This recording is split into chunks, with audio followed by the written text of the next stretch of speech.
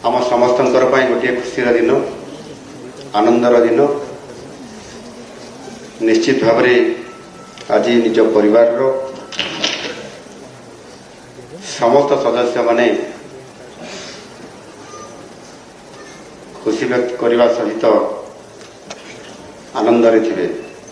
ये अवसर में आज नवम नियुक्ति समारोह अवसर में आज आम गहणे उपस्थित थिबा मंचरे आम सरकार माननीय उपमुख्यमंत्री तथा कृषि और कृषक सशक्तिकरण मंत्री श्रीयुक्त कनक प्रधान सिंहदेव महोदय, माननीय उपमुख्यमंत्री तथा महिला और शिशु विकास मंत्री, पर्यटन विभाग मंत्री श्रीमती प्रभाती परिडा महोदया, माननीय मंत्री विद्यालय और गणशिक्षा सामाजिक सुरक्षा और भिन्नक्षम सशक्तिकरण अनुसूचित जनजाति और अनुसूचित जाति उन्नयन संख्यालघु संप्रदाय पछुआ वर्ग कल्याण श्री नित्यानंद गंड महाशय, माननीय स्वास्थ्य मंत्री डॉक्टर मुकेश महाली महोदय, माननीय मंत्री जंगल परिवेश और जलवायु परिवर्तन श्रम और कर्मचारी राज्य बीमा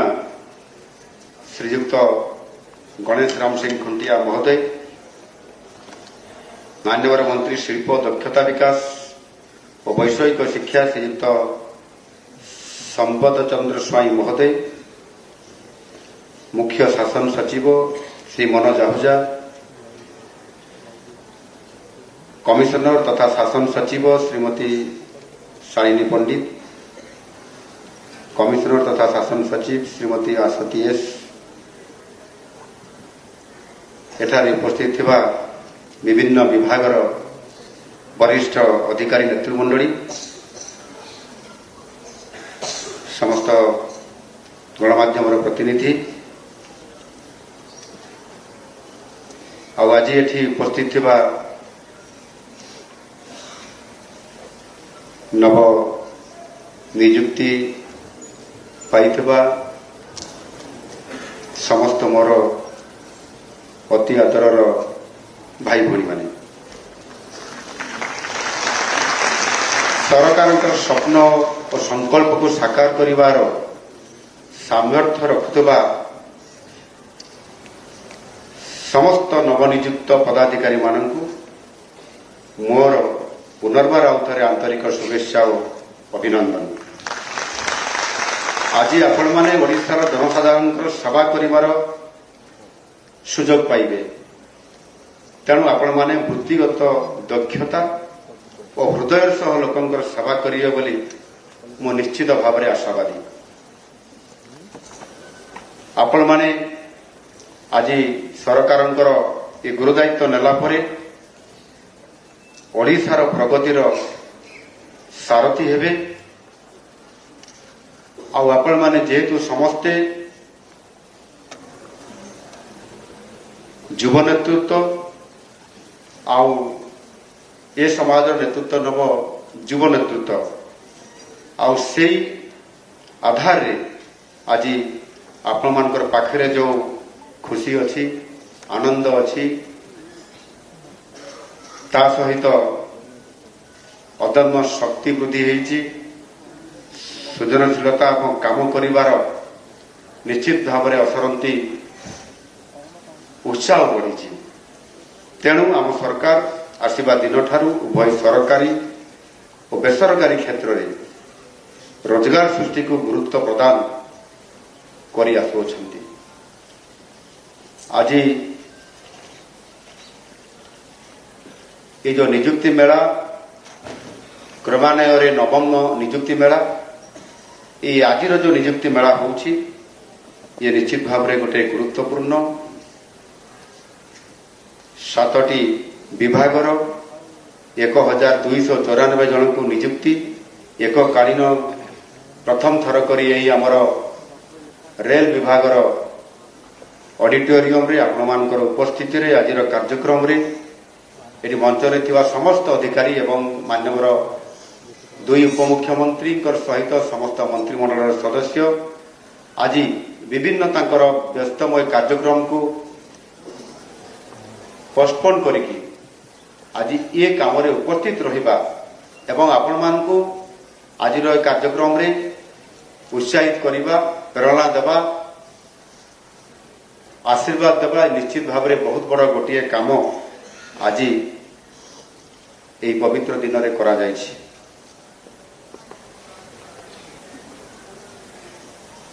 आम सरकार आसिबा पूर्व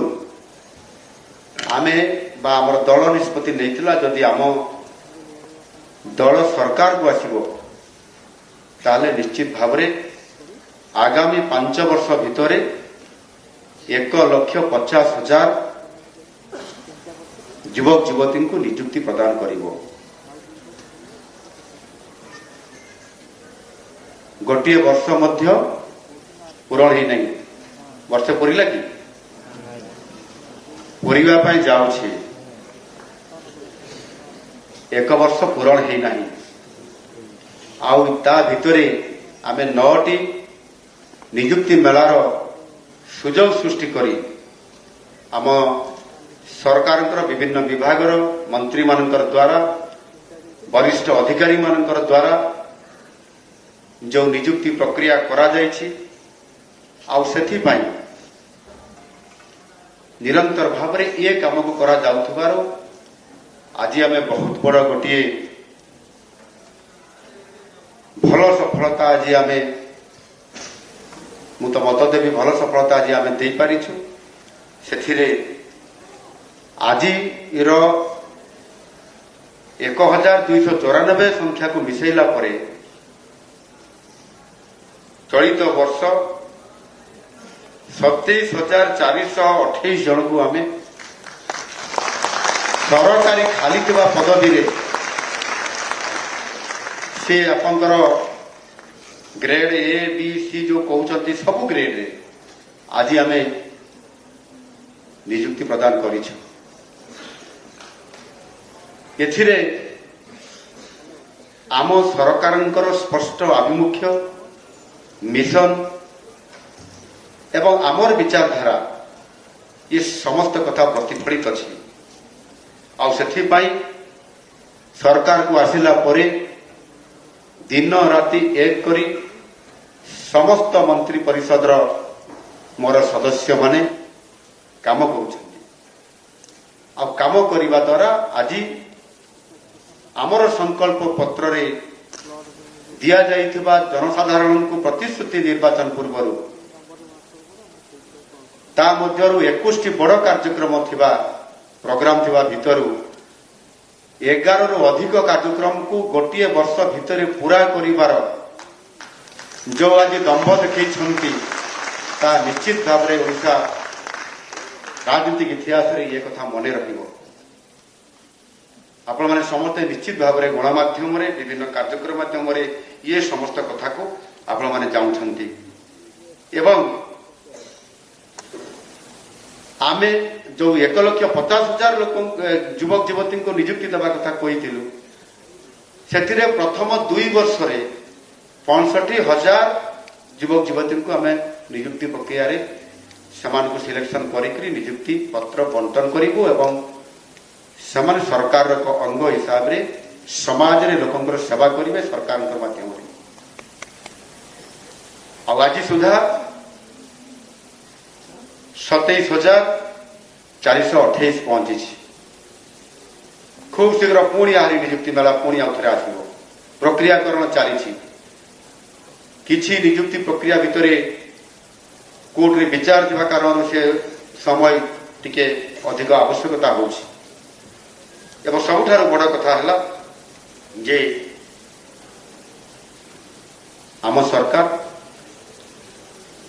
भारतर यशस्वी प्रधानमंत्री नरेंद्र मोदी जी मार्गदर्शन रे तांकर दिग्दर्शन रे ये कार्यक्रम को लोकंकर काम को लोकाभिमुखी काम को